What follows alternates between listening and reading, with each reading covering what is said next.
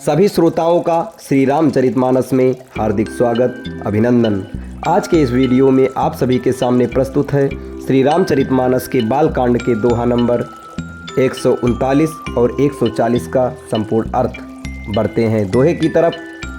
एक कल्प यही है तु प्रभु लीन मनुज अवतार, सुर रंजन सजन सुखद हरिभंजन भूमि भार।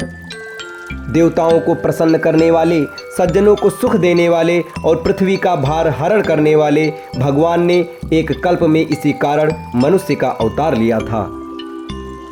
यही विधि जन्म करम हरि केरे, सुंदर सुखद विचित्र घनेरे, कल्प कल्प प्रति प्रभु अवतरहि, चारु चरित नाना विधि करहि।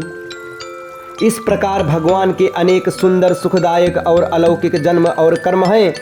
प्रत्येक कल्प में जब जब भगवान अवतार लेते हैं और नाना प्रकार की सुंदर लीलाएं करते हैं, तब तब कथा मुनि सह गाई, परम पुनीत प्रबंध बनाई, विविध प्रसंग अनूप बखाने, करहि न सुनी आचरजु सयाने।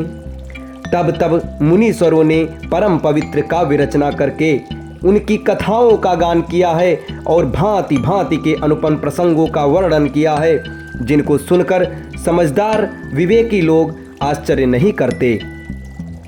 हरि अनंत हरि कथा अनंता, कहीं सुनहि बहुविधि सब संता, रामचंद्र के चरित सुहाए, कल्प कोटि लग जाहि न गाए। श्री हरि अनंत हैं, उनका कोई पार नहीं पा सकता और उनकी कथा भी अनंत है। सब संत लोग उसे बहुत प्रकार से कहते सुनते हैं। श्री रामचंद्र जी के सुंदर चरित्र करोड़ों कल्पों में भी गाए नहीं जा सकते। यह प्रसंग मैं कहा भवानी, हरि माया मोहि है मुनि ज्ञानी, प्रभु कौतुकी प्रणत हितकारी, सेवत सुलभ सकल दुखहारी। शिव जी कहते हैं कि हे पार्वती, मैंने ये बताने के लिए इस प्रसंग को कहा कि ज्ञानी मुनि भी भगवान की माया से मोहित हो जाते हैं। प्रभु कौतुकी लीलामय हैं और शरणागत का हित करने वाले हैं। वे सेवा करने में बहुत सुलभ और सब दुखों के हरने वाले हैं। रामसुर नर मुनि को नाहि, जेहि न मोह माया प्रबल, राम अस विचारी मन माहि, भजिय महामायापति। देवता, मनुष्य और मुनियों में ऐसा कोई नहीं है जिसे भगवान की महान बलवती माया मोहित न कर दे। मन में ऐसा विचार कर उस महामाया के स्वामी प्रेरक श्री भगवान का भजन करना चाहिए। अपर हेतु सुनु शैल कुमारी, कहूँ विचित्र कथा विस्तारी, जहि कारण अज अगुण अरूपा, ब्रह्म भयो कौशलपुर भूपा। हे गिरिराज कुमारी, अब भगवान के अवतार का वह दूसरा कारण सुनो। मैं उसकी विचित्र कथा विस्तार करके कहता हूँ, जिस कारण से जन्म रहित, निर्गुण और रूप रहित अव्यक्त सच्चिदानंद घन ब्रह्म अयोध्यापुरी के राजा हुए। जो प्रभु विपिन फिरत तुम देखा, बंधु समेत धरे मुनि बेसा, चासु चरित अवलोकि भवानी, सती शरीर रहु बौरानी।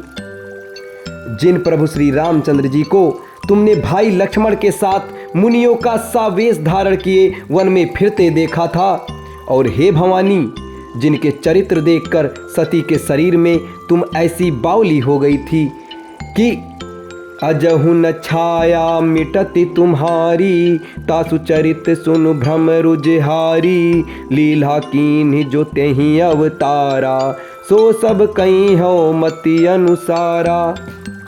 अब भी तुम्हारे उस बावलेपन की छाया नहीं मिटती। उन्हीं के भ्रम रूपी रोग के हरण करने वाले चरित्र सुनो।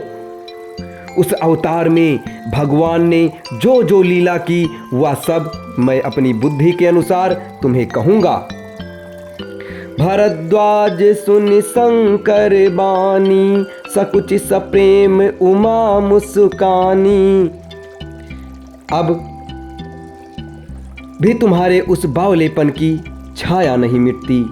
उन्हीं के भ्रम रूपी रोग के हरण करने वाले चरित्र सुनो।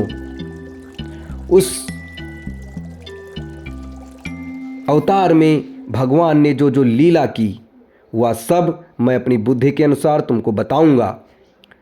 भरद्वाज सुनि शंकर बानी, सकुच सप्रेम उमा मुस्कानी। लगे बहुरी बरनय वृष केतु, सो अवतार भयो जहि हेतु। याज्ञवल्क्य जी ने कहा, हे भरद्वाज, शंकर जी के वचन सुनकर पार्वती जी सकुचाकर प्रेम सहित मुस्कुराईं। फिर वृषकेतु शिव जी जिस कारण से भगवान का वह अवतार हुआ था उसका वर्णन करने लगे। अब इसके आगे के दोहे और चौपाई आपको अगले वीडियो में बताए जाएंगे। तब तक हमारे साथ बने रहें। धन्यवाद। जय श्री राम।